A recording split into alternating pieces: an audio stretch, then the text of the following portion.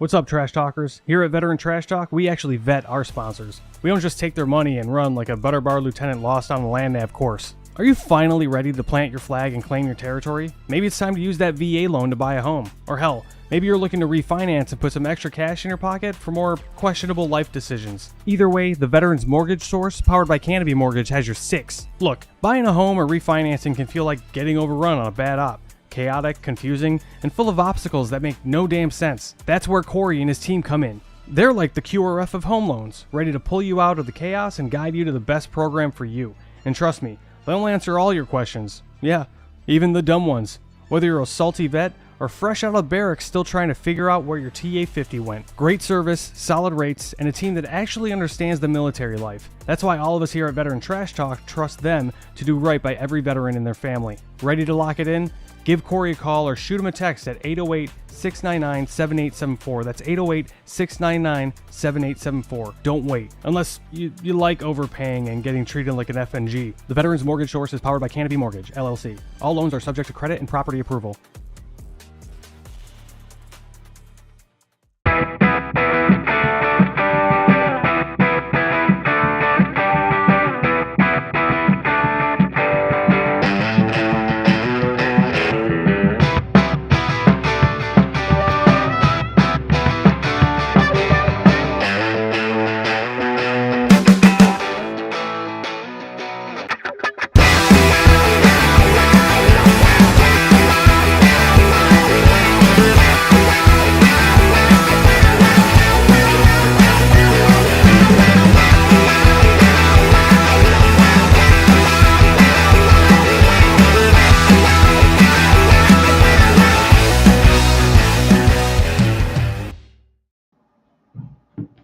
Hey, what's up, Mental Health Nation? Hope everyone's having a great Friday.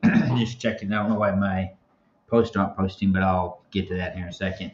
But hey, listen, June is PTSD Awareness Month, and so let's all just be a little bit more attentive about what's going on with your friends and family around you, as some things, may trigger them today. And I'll talk about what happened to me earlier today, where I was actually triggered. Before we get into that, I'm going to talk about all the QR codes and our little sponsors there before we get into it. But, you just watched the video before the show program started for Veterans Mortgages down there in the lower left. Interest rates are going to start coming back down, and so maybe a good time to look at refinancing or maybe buying your first home and use that VA loan that you've had sitting there for a while. So be sure to scan that QR code and, give them a holler and get them to help you out. But, along with down in the upper left-hand corner is for Reason Across America.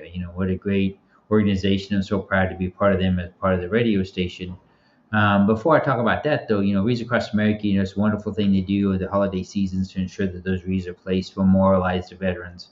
And, along with that, you can scan that QR code for as little as $10. You can donate a wreath, but you can also personalize one too. So if you got a family member or a friend and stuff, you'd like to do that, go ahead and scan that QR code and do that. And just like I said early on, Wreaths Across America, it does have a radio station. They replay my podcast at Fridays at 8 p.m. and Sundays at 10 p.m. And that's super easy to find. You just download the iHeartRadio app, the TuneIn app, or the Odyssey app and search for Wreaths. For Wreaths Across America Radio, for not only my great program and podcast, but all the great podcasts they have. I think they're up to close to 100 now. And so they play them all throughout the day. There's some great, wonderful music also. And they're also expanding. There's a couple other radio stations that's picking them up, I think in Maine and some other ones. And so super proud about that, to see that grow, because they really do support the veteran community out there, just like we do at VeteranTrashTalk. Trash Talk. So very important. But you have 10th Mountain. I may be coming to America in July, so I'm super happy about that. So watch out, Chris. You may start getting shipments of some of that 10th Mountain bourbon so I can bring it back to Italy with me. I have to bring me an extra suitcase for it. But hey, you know what? We'll throw their website out there and a QR code. But, give them a look at. They won a lot of awards for their bourbon this year. The one aged in sherry barrels is absolutely amazing. And then, of course, we got PCS to Paradise. Just scan them and check them out. Because really, hey, good evening, Larry. How you doing? Maybe we want to go to Hawaii. A lot of people here from Italy, they're getting orders to go to Hawaii. So, hey, scan that and they'll help you out and get you maybe a vacation home or something going on there in Hawaii. Very important. But hey, I want to thank everybody for tuning in. I hope you had a great, wonderful week. Of course, here in Italy, it's 11 p.m. Almost 11 p.m., about 3 minutes till. I had a great day today. It was a very busy day. I've had a very busy week. But one thing I've been doing here lately is, you guys know I work at Kinda Restaurant, which is a restaurant here just right off coast here in Griciano, Versera, Italy, and I've been introducing them to American food, and it's really interesting to see certain foods that I, make that they enjoy. And so on not Monday, Tuesday, I'd made them roast and potatoes with top sirloin roast, and just potatoes and carrots, nothing special, just probably how your mom used to make it, and with onions, and took it in there and gave it to them, and they absolutely loved it. And which makes me proud, sit there and eat with them, and they were using the bread and dipping it in the sauce or the juice and eating it and everything. And so I went back in 2 days later, and they were like, "Hey, can you make the roast and potatoes again? Can you make the roast and potatoes again?" So I made it again for them and took it in, and it was just amazing to see how excited they get just by something as simple as that. They've had a long week working. They've not had a day off in about 10 days. They won't get a day off till Monday. I'm going to work tomorrow at the restaurant, so give them a little bit of relief and help them out some. But it's really important to do something kind. No matter what country you're in or where you're at, and just by me taking time out of my schedule to make the roast takes about 4.5 hours to make it, and bringing it in just to see the joy in their faces, them sitting down and eating it, really made it worth it. But with June being PTSD Awareness Month, sometimes just doing something very simple can really had a profound effect on somebody's life, and when they're tired. And it was interesting because it was really nice last night, and right now in Italy the mosquitoes aren't too bad. And so they sat outside and eat, and I was just kind of sitting off on a table by myself and just drinking a beer and just relaxing myself. But I was watching them eat. And as soon as they brought out the food, now this is amazing for me, it's been in Italy, it went dead quiet, and they just started eating. And that just really made my heart feel good that, that they were enjoying the food. And of course, then after they ate, they started visiting again. And so it's just, to me, that just gave me some joy. But along with bringing them joy, it just gave me also joy to be able to do that for them. And that's really important because if you have post-traumatic stress syndrome or other mental health issues, it's hard sometimes in bad days to find the good in something or do something good. And I get that. I understand that as somebody who has PTSD, anxiety, depression, and the list goes on. And I think the older you get, I think that also plays a factor too, because as well as you do, for my listeners out there that were in the military or know somebody that's been in the military, it's very, military life's very hard on your body, and it ages your body very quickly. And you get a lot of pain elements, you have a lot of bad knees, you have bad shoulders, bad back, and maybe you have a TBI like I do, or lost your hearing. And as you get older, those things kind of catch up to you. And then you start realizing that some of the things that you used to be able to do, you can't do anymore, and then that adds into your depression and other issues going on with that. Lately here, I'm not too sure what's going on. I've had a really weird eye infection, an ocular inflammation going on with my eye. Not really sure what's going on with that. They treated it for about a month and a half with steroids. Well, first they treated it for 7 days, and it went away, and then it came back, and then they treated it again longer with steroids, and it hasn't come back yet, thankfully. But every time my eye gets a little, starts getting a little painful, I start getting a little paranoid about this. Oh crap, is it coming back again? What's going on? What is this?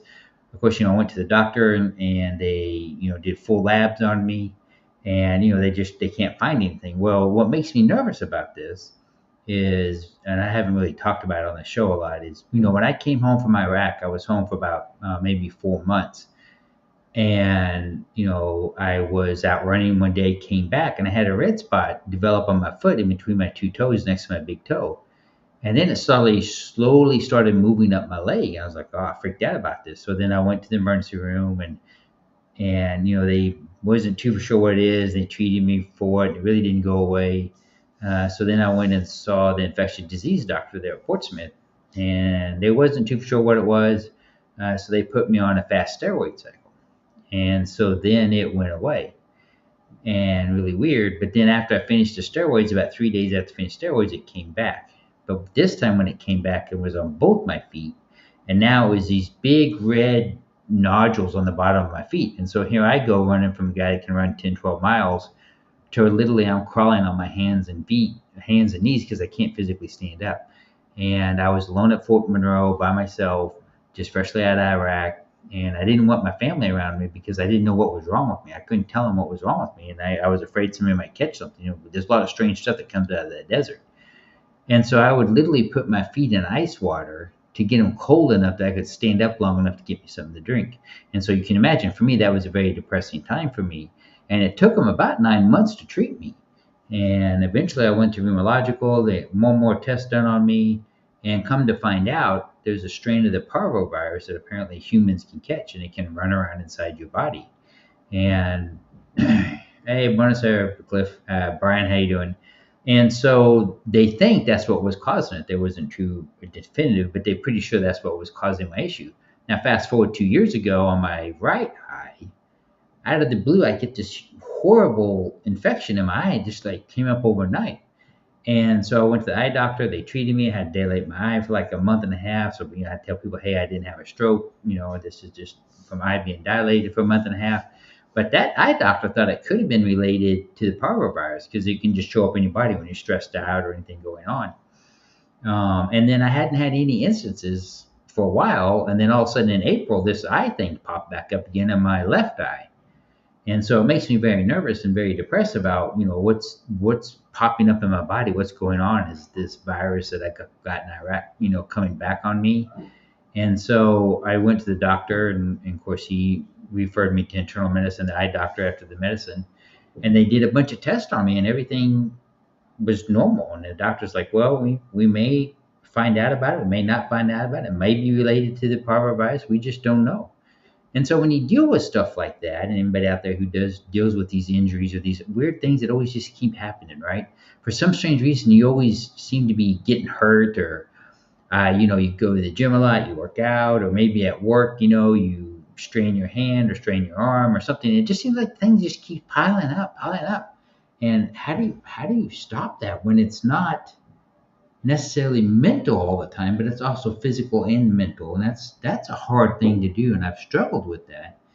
And the fact that like I got new prescription glasses. My eyes are in very good health. The doctor said that for my age, and I really don't need to wear reading glasses. But when my eyes start getting tired, then I need them. But for the most part, I can read my phone and everything without them. But because I am not wanting to wear the glasses, and I'm forcing my eyes to work a lot, my left eye, which is still recovering from the infection, is a little bit weaker, obviously, just like if you work any muscle or overwork a muscle.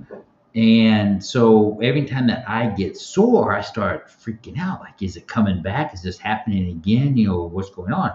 But then when I sit down and I think about it, the pain that I'm having in my eye now is different than the pain that I was having before when I was having the issue, because that pain was all the time and it got worse. This pain comes and goes, and it feels more like an eye strain, which is 1000% what it is.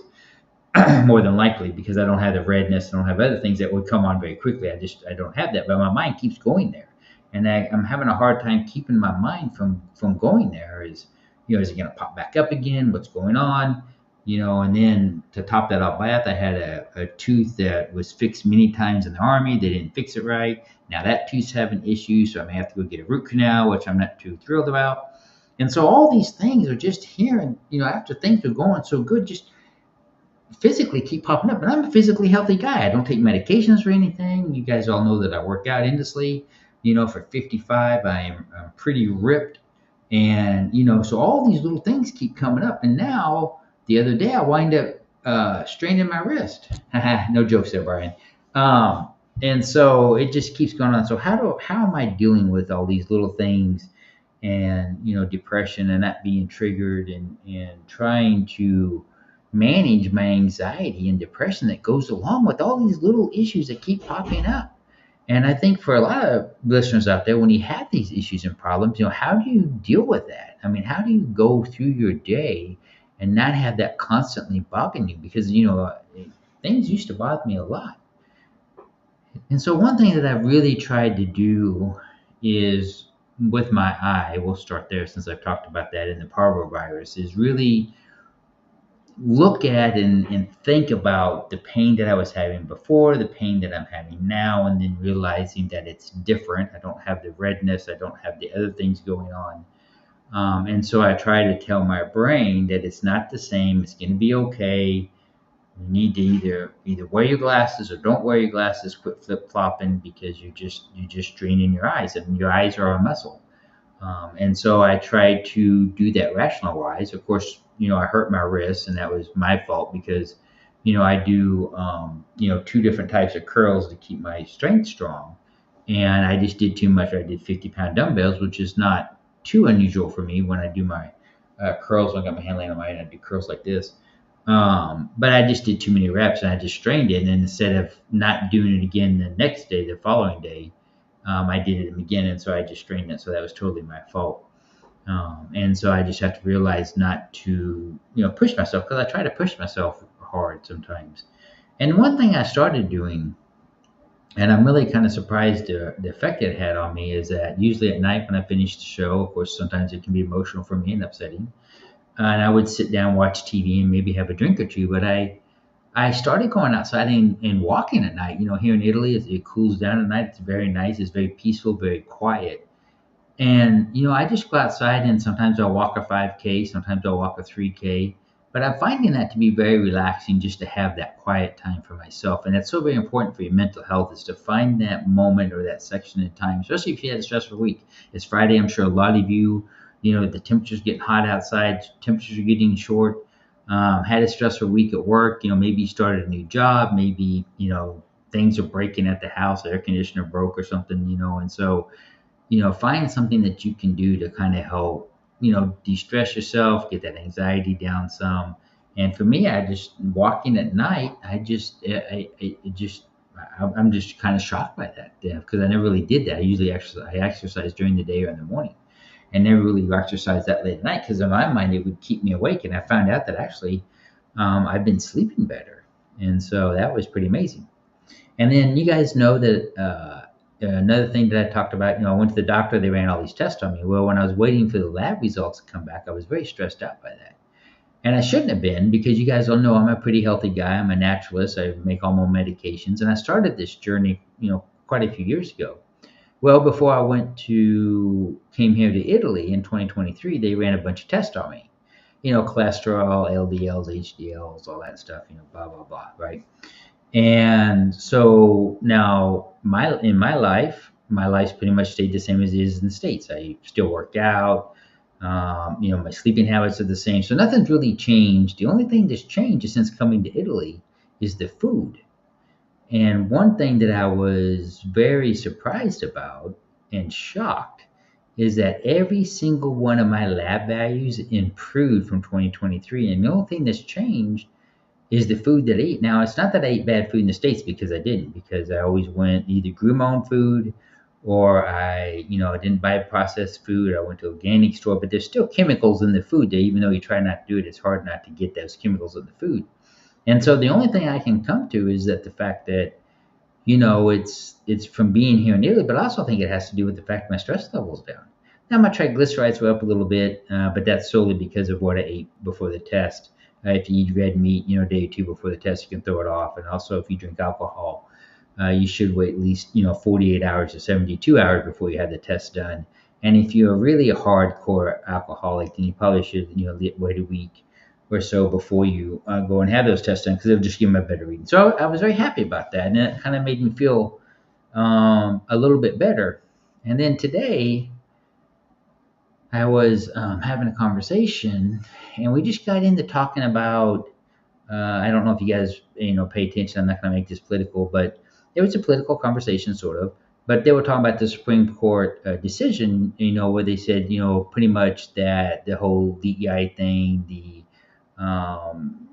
threw it out, said you can't discriminate against, white people. You can't discriminate against anybody from the Civil Rights Act. But anyway, so the Supreme Court unanimously bid on that, and I had a long conversation with my friend, and then I was starting to get triggered because, in my lifetime, because I'm country or whatever, I got labeled as stupid or idiotic, and we were just having a conversation, and my mind went back to it, and I got triggered very quickly. And so then I started being kind of hateful and snippet and saying, well, you don't understand what you're talking about. You've never dealt with that. Here's the stats on this, and here's the stat, and then I completely went to left field. And I had no right to do that. I mean, we were just having a normal conversation like we are now. And so then I said, I got to take a break from this because I realized what I was doing. And then I just had to go back and apologize and say, hey, this is something that went on in my life. It triggered me. And I had no right in lashing out at you over it. It's my issue, what I had to deal with. And I apologize for that. Now, Cliff Bauman 5 years ago wouldn't apologize for that. I'd be like, well, that's their freaking problem, not my problem. But I realized it was my problem, and I was the one being triggered by something that was just started out as a conversation, and that can happen so easily, and things can get blown out of proportions, and families can be affected by that. Just like I said, I've been having physical ailments, I've been having issues like this, and getting tired, and hey Jeff, what's going on? And so things can sneak up and start bothering you like that, and so it was just completely out of the norm for me to act like that, and so. I put my big boy pants on and just like the shirt said, quit being a triggered pansy and got over it and apologized and moved on and then had a civil conversation from there.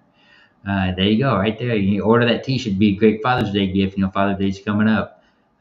Be sure and get that ordered. Any father would love to have that shirt. And actually, I did a speaking event for a company, and they actually called me and wanted to do a follow-up after the speaking event and say, hey, it was really great.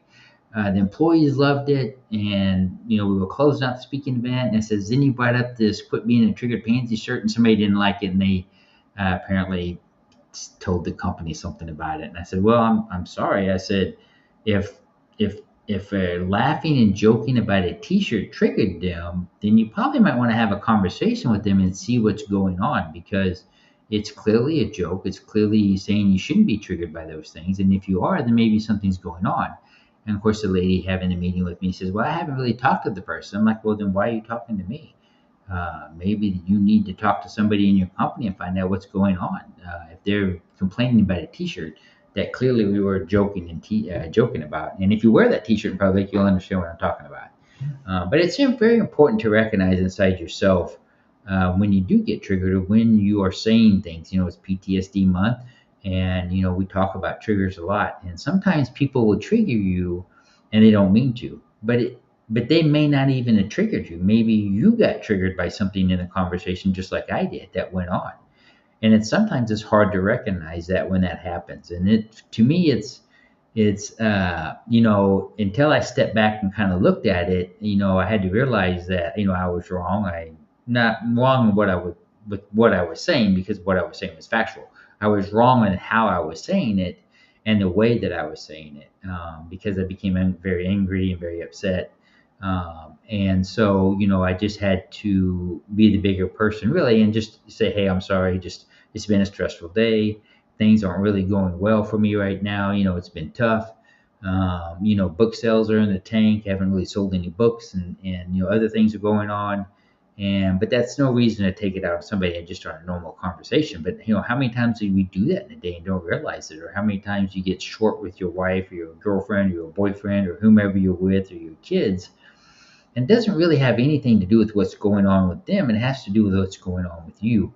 And sometimes we don't realize that. When you have PTSD and you get that trigger, and I talk about this, and is that that comes back as like the most vivid memory you've ever had. And it's hard to sometimes deal with those thoughts and emotions when you're already in a stressful situation. And then you throw other people around you on, and then so like you don't have a time or place to get that break or step away or get around, and then you trigger, right? And then it comes out, however it manifests, and it comes out. And so I think it's just important, especially this time of the year, temperatures are getting hotter and stuff, that if you have that happen, right, like I did today, right, if you have that happen like you did with me today, first of all, it's okay. Don't worry about it. Don't be too upset. But whoever you are having that conversation with, or whomever you are talking with, um, you know what? If you were out of line like I was, apologize to him. Say, hey, I'm sorry. I was out of line. I shouldn't have said that. It was, something out of context that I felt, and just have the conversation. Because if you have that follow-on conversation and apologize if you were in the wrong. I wasn't in the wrong. I was just in the wrong in how I was delivering stuff. But, at least if anything, you can quell it and end it. I think President Trump and Elon Musk probably need to have a conversation like that. But I think some of that's kind of showmanship and gamemanship that they're just trying to get people spun up about. And I don't know if you guys caught up on that. I guess the other day, Trump and Elon's had a falling out over something, but I think it's all BS. I think they're just joking with people. But then again, if they're not, President Trump or Elon, one of them needs to put on their big boy pants and call the other one up and say, hey, your friends, this just triggered me. This is wrong. This is why I'm upset. And say it. And don't run it on social media. If you're having a fight with somebody or arguing with somebody or disagreement with somebody, why post it on social media? Why do that? Unless you're trying to garner more attention about yourself with them. But if you're having a disagreement with somebody, why post it? Talk with that person individually. I didn't post about the disagreement that I had with this person today or the argument that I had with this person. I didn't post it. We just talked about it. Now, I'm talking about it tonight, but I'm not putting names. I didn't put it on my social media. I didn't do any of that. Yeah, Brian, sometimes I got to start 20 times a day also, sometimes more. But Bull keeps me in line, so maybe you need to find you a Bull to hang out with you in a car. But, it's important not to do that because then other people get involved. And then it can just be a horrible spiral thing. And so it's very important to sometimes just to have that conversation. Sometimes at work, and I dealt with this when I was in the military a lot, is you always get the office politics, the office arguments going on, and all this stuff going on. And one thing as a leader that I always did, if there was always an issue or problem going on, I just put everybody in the same room. Okay, well, you say so-and-so is this, and so-and-so, you say this person's this. We're going to sit in the room, you two are going to talk it out. It's amazing how things change when people are sitting across from each other. And now all of a sudden they're not talking like they was before. That's kind of interesting. But I think it's also very interesting that get Bull to put in your truck. That how the attitude changed when you're face to face with somebody. And I think that's very important. And I apologize for anybody that's asking questions out on my social media. I'll get back to that either today or tomorrow and answer your questions. And I apologize for that. But if I start getting on my phone and looking down like I normally do when we have guests on, then I'll lose track of my thoughts, and I really don't want to lose track of my thoughts tonight. But hey, feel free to ask any questions out there. Feel free to scan that QR code for the VTT. Quit being a triggered pansy. I definitely needed that shirt today. I do have it here in my office. It's right here beside my desk. I'll grab it so you guys know I'm not lying. Here it is, right here. And so every now and then I got to look over and see it. And there it is, right there. See, there you go. So, as silly as that is, it can be very important. But hey, listen, I talked about what you can do for yourself, but let's talk about what you can do if you have a friend of yours or a veteran friend. And let's say an anniversary is coming up. We just had Memorial Day. A lot of things are wearing on your friends' minds, maybe your family members' mind. And so maybe let's talk about things that we can do and talk about it. And I did post it on my social media about things not to say to veterans. You can go out there and read that. I posted on Facebook. But I think for me, I'm going to just talk about what I do as Cliff, right? And so, I got friends out here, obviously, that's been in the military for many years, and sometimes they want to talk to me.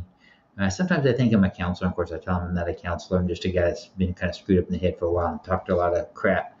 But the first thing that I really do is I try to get him into I'm not going to say a safe place, but I'm going to say a different place, right? And so I don't want to talk to him in my house.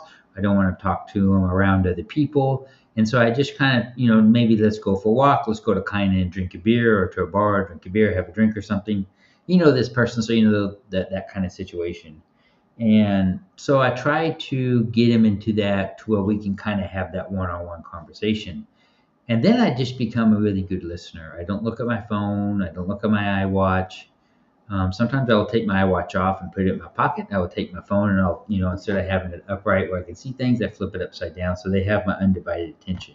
And that's very important because as they're talking about whatever issue they're having or what's bothering them, I'm watching for the facial cues. I'm watching for their nonverbal communication because that's going to tell me what part of the story that they're talking about is really bothering him, as opposed to other parts of the story are just part of the story, right? And so people will tell a long story, but maybe a quarter of it is what's bothering them, and they're just trying to cover up the other pieces. And so you have to learn to be a good active listener, which is not easy. But if it's a good friend of yours or family member, then you know them, and you know how they act and what they're saying. And then what I do is I don't directly go into what they were talking about. What I say is, well, I try to phrase it in type of a question based on whatever part of the story was bothering them. And I said, well, so, I had a friend of mine, so-and-so, that, dealt with, A, B, and he kind of did D. I said, how would you handle that situation? And so I give them a situation that's similar to what they were talking about, but just different enough that maybe as we're talking, I can get the defense mechanisms down. So then we can, sit and have a good conversation. Because if somebody is triggered or somebody's upset, it takes that time for them to wind and come down for them to start talking about it. And then once they start talking about it, what's triggering them, what's bothering them, what's going on, I don't interrupt them. I don't try to fix their problems. That's for a therapist. I don't try to say, hey, I agree with you, I fully understand this. I don't do anything. All I do is listen. Because a lot of times for a lot of people, that's what they want. They want somebody to listen to them with what they're saying, and they want somebody that is listening that understands what's going on. And that's why a lot of times veterans will only talk to veterans, because you don't want to have to over-explain stuff as you're telling stuff. And so even though I'm a veteran of the Army, if I'm talking to a Navy person or a Marine person or an Air Force person, I may not know exactly what they're talking about, because all jobs and specialties are different in the military, but I have a general idea of what they went through because of being in the military myself. And so as we start talking, I start paying attention to his mannerisms as he's telling his part of the story, the part that was triggering him, or the part that the PTSD that's bothering him. And I'm watching to see, is he getting more intense? Is he becoming more upset? Is he able to tell that story without being so triggered in parts of it or upset? And then I start doing follow-ups to that. Now, if it's a good friend of mine, a good buddy of mine, he probably knows my story as much as I know his. And then I maybe go into talking some about, yeah, I just knew my dad said, suck it up, drive it on. Absolutely, Stefan. About, how I would deal with it personally and things like that. And then I want to ask them, how does that make them feel when they talk about it? And that sounds kind of silly, but sometimes if as in that topic of the conversation that they're having, if they're relaxed and they're talking about it, the more you talk about something, sometimes it makes you feel better, right? And what we want to do is try to keep that molehill a molehill and not make it a mountain. Like I see Vesuvius every day outside my balcony, and it's not smoking. And I know Mount Etna just had a big eruption, but that's in Sicily, and so that's south and west of me, across the bay. So I didn't see anything from that. My concern is Mount Vesuvius that I can literally see from that balcony. But I just try to make sure if there's parts of the story that triggers them, I really don't dive into that, but I will offer up, hey, maybe there's this mental health app, ear kick, or maybe you need to go back to your therapist and talk to your therapist, or maybe you need to, seek a life coach or somebody that can obviously do more for them than what I can as a friend. But I also tell them that I'm always here for them. If you ever need to talk, if you ever need to sit down and BS, I'm here for you. You can shoot me a text. There's nothing wrong with texting people. I have no problem with texting people. I have no problem with voice texting people. I don't have a problem with any of that. And so it's very important to, have those types of conversations with people and understand what's going on with them. And I think for a lot of people that would help them, with their day-to-day life, especially if something's going on with them, maybe they got into trouble at work, maybe they did something that they thought in their mind was right at the time, but in reality it wasn't. And so I think, Brendan, I think we all need money. But anyway, it's just important to have those conversations with them and just help them through it. But it's more important to be an active listener and really being actively paying attention to what they're saying. Especially if things are going really bad south in that conversation, and they're really upset, and things aren't really moving in a very positive way, and then maybe you need to take an extra step and try to find them help, or give some qualified person there to talk to them about what's going on.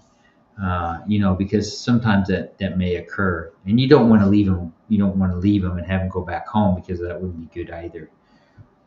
And so maybe it may take longer to have that conversation to get them calmed down. So, your friends, your family members, people out there. And so it's just important to have that. And I think for me, I have many different conversations out here with wives, with husbands, with, single people, here, it's their first time they've been away from home, and then now they're in a foreign country. They don't speak the language. They're 18, 19 years old, probably first time away from their parents. And so I just had this conversation with the what they call the Navy people, corpsmen, the other day. And just as they were taking my blood pressure, so I was at the doctor. And I said, yeah, I have a podcast, Mental Health Warrior, and a radio show, and we got to talking about that. And then she talked about, she's the only child, and she's out here, blah, blah, blah. And then when I leave, I was telling about the Don't Be a Triggered Pansy shirt, actually. Duct tape psych ward, that's right. And so when I left the psych ward, Brian, I was at the psych ward, but as I was leaving and I stepped out, now there's a group of about 8 of them out there. And they were saying, well, what's the website for the t-shirt? Because I was thinking about getting one for my dad. And of course, I told him VeteranTrashTalk.com. And then I said, well, it sounds kind of silly, but, you can Google my name, Clifford Ballman, and all the links come up to everything. If you can't remember that, you have my permission to do so. And then I just stood there and had a conversation with them. I just took 5 minutes out of my day to have this conversation with these corpsmen who I didn't know, but it was a very... it was just a nice conversation. It was out of the blue, wasn't planned. And, maybe I made him think about things a little bit differently. And I said, I know you're here in Italy. I know things can be a little stressful, but just go do something. I mean, go do a trip, go do something, get out of support site and go do something. I mean, heck, I haven't been in Italy for, a year and a half now. And I already work at a restaurant. I'm doing all kinds of things. I haven't learned the language yet, but I'm trying to learn it. I study it every day, but and so it's just trying to help, people get through a rough time or a rough situation. And the only thing I can do is give them my experience and my thoughts, just like I do with this podcast. Lynn and I, we bring different guests on. I was supposed to have a guest on tonight, actually, and it was kind of interesting. This guest is a mental health worker that actually lives in Pakistan. And so I'll try to get her rescheduled for the program, because I really was interested in knowing how they deal with mental health over there. And I think it's important to always look at different perspectives and different ways how people all across the world deal with mental health and mental health issues. The other day I was sitting in China. I just went there, and sometimes I just go there and have a beer, right? That's my cheers place, right? And, I was just kind of sitting in a corner, and Pepe said, hey, this is so-and-so. And it was friends of theirs. And the young girl spoke English. Her parents didn't. And so I had a conversation with them. And then Pepe said something about me being a mental health warrior. And so her parents kind of stepped away, and she sat down at the table. And we were just having a conversation. Very nice young girl. She's probably in her 20s. And she was a suicide survivor. And we just sat there, and we were just having a out of the blue conversation. And because I was talking about my suicide attempt and what I went through and articulating it in a manner that made her feel comfortable, she told me before she left, and of course we text her, and then I asked her how she's doing. I asked her mom how she's doing, but she just told me that for the first time in a long time, she really felt better about this random conversation I had with a complete stranger. And that for the first time in a long time, she actually went home and was able to sleep. And sleep is so very important for your mental health because she wasn't sleeping and she felt so much better the next day. And so I just felt good about myself that I just took time out of my, um, you know, a day to help them. How would you gauge the mental health of Italians versus Americans? Well, very important question. I'm going to end my show with this answer to you, Brian. Mental health here in Italy is not something that's talked about. It's not something that is openly discussed. And I think for a lot of families, when somebody does have mental health issues, I think it kind of is a little bit of an embarrassment. It's a little bit taboo subject, so much like it was in the States 20 years ago. So they're a little bit behind. Now, a little bit different in Italy. They have really tight knit families, and that pros and cons to that. But I think as far as we've made leaps and bounds in the States as far as mental health and how we looked at mental health and how we deal with mental health. I think here in Italy, just culturally, they're just a little bit behind us. And I think it's just going to take having conversations and being more open about it will really help them and also us. But yeah, so they're just a little bit behind. I know this girl was a little bit embarrassed when she was talking to me. I made her feel more comfortable because I was very open about my mental health issues, and I think that's just the big point of it is that. But also, I had to pull her parents over, and I said, well, here, translate this to your mom, and she translated to mom. So I think her parents kind of felt a little bit better knowing that, it was okay. And then her mom texted me on Facebook and said, hey, I love my daughter very much. Obviously, any parents love their kids. And, I want to thank you for having a conversation with her and just helping us understand that, what she's going through is okay and she'll be all right. And so maybe, Brian, maybe I just, helped one family look at mental health differently and support their child or help their child get the help that they need. And that's all I can do as far as him. But I think as far as America concerned, we a little bit more better in dealing with mental health than they are in Italy. But hey, I want to thank everybody for tuning in the show. I want to thank everybody for your comments. And if I didn't get to your comment, I will get to it later on. But along with that, I talked about these QR codes, but you got Reads Across America up there in the upper left-hand corner. Scan that QR code. It's amazing what they do to memorialize the veterans, in the cemeteries. Now, my cemetery is Arlington National Cemetery. However, if they oversell Arlington Cemetery, they ensure that those wreaths are placed all across the United States in the veterans cemetery. So very important. And of course, along with that, I talked about Reads Across America. They have a radio station. They do. They actually do. And they replay my podcasts on Fridays at 8 p.m. and Sundays at 10 p.m. And it's super easy to find. Just download our iHeartRadio app, the TuneIn and Odyssey app. I'm pretty sure you have one of those on your phone already. So all you got to do is open it up, search for Read. It's the number one search on those apps. For Reach Across America Radio, where you can see not only my great podcast, but all the great podcasts out there. For all of you who don't know, Lynn's on vacation in the Philippines, so she'll be back, I think, maybe next week or the week after. So big shout out to Lynn and her vacation. She's probably will not hear this, and that's perfectly fine because, just like I was talking to the lady today on a Zoom call, she was going on vacation. I said, you know what? Leave your work laptop at home. You don't need to bring it with you. But hey, if you're going on vacation or if you're taking a break or if you're like me, sadly, I won't be drinking 10th Mountain Bourbon. That'll change in July. But, we the 10th Mountain Whiskey and Spirit Company, we just posted the link to the website and the QR code out there. Give them a look, see. Father's Day is coming up. They can and ship to most states alcohol. You just have to make sure somebody's 21 years or older. And, they'll be able to, help your dad out right there with that. Or maybe get you a little bit of something else. Now, they got the one that's aged in sherry barrels that is absolutely phenomenal. And that is something that I enjoy. And along with that, we play the videos for Veterans Mortgage powered by Canopy Mortgage. You can scan that QR code and maybe look at refinance or doing that. Or maybe you want to get that paradise home or a vacation home and you want to scan that PCS Paradise to look at for Hawaii. But you know what? I want to thank everybody for tuning in. I want to thank everybody for watching my show. Also, I still have my book, The Mental Health Warriors, available on my website. So you can go out there and order that, and I'll personally sign it and get it sent out to you. But hey, like I said, it is June, is PTSD Awareness Month. Let's look out for each other a little bit closer. Let's keep an eye on each other. And you know what? Let's have that conversation with somebody because we don't want a mountain to become a molehill. And like I always say, we are brothers and sisters keepers. So God bless everybody out there. You guys have a great, wonderful, safe weekend. Lloyd has his last baseball game tomorrow. So we're excited about that. He's a very good baseball player. I need to post his videos out there. I'll make a video post out there. He's a very good catcher, by the way. But hey, with that, you guys take care, and we'll see you next week.